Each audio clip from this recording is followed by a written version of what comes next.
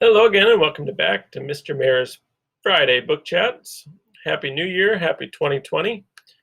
Today I'm going to talk to you about a couple new books that we've got here down at the library. First one is called The Lotteries Plus One. It's about a girl named Sumac.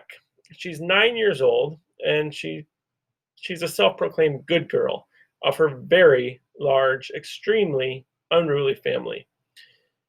And what a family the Lotteries are. There are four parents. There's children, both adopted and biological. I think she's the fifth of seven kids.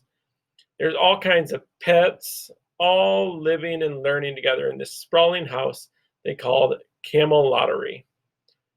And everything seems to be going well. It's a crazy house, but people are happy. And one day the news breaks that one of their grandfathers is suffering from dementia and will be coming to live with them.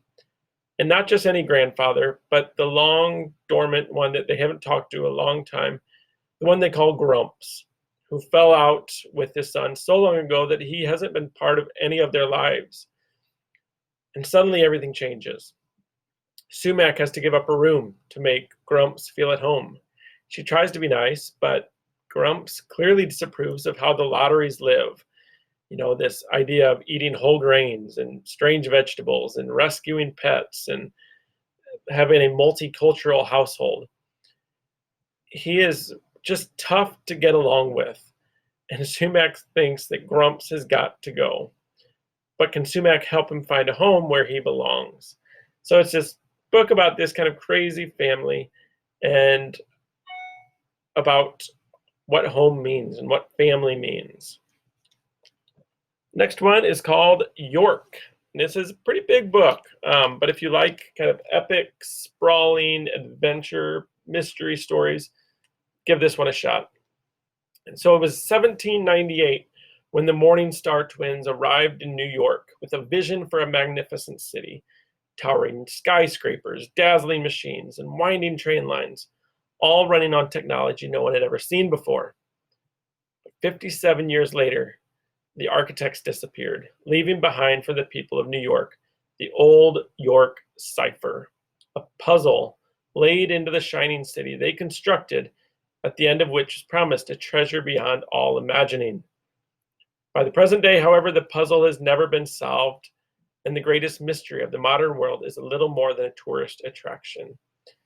So Tess and Theo and their friend Jamie live in the Morningstar apartments, and a real estate developer announces that the city has agreed to sell the 5 remaining Morningstar buildings. And their likely destruction means that the end of a dream long held by the people of New York. So if Tess, Theo, and Jamie want to save their home, they have to prove that the old York cipher is real, which means they have to solve it. So it's a huge puzzle. Again, like if you like just big, grand adventures, check this one out. The next one is a graphic novel called Sunny Rolls the Dice. So a lot of you have already read books about Sunny.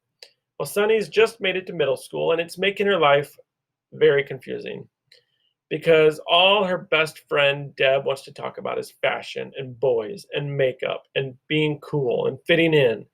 And Sunny's not really against any of those things, but she doesn't understand why suddenly everything revolves around them.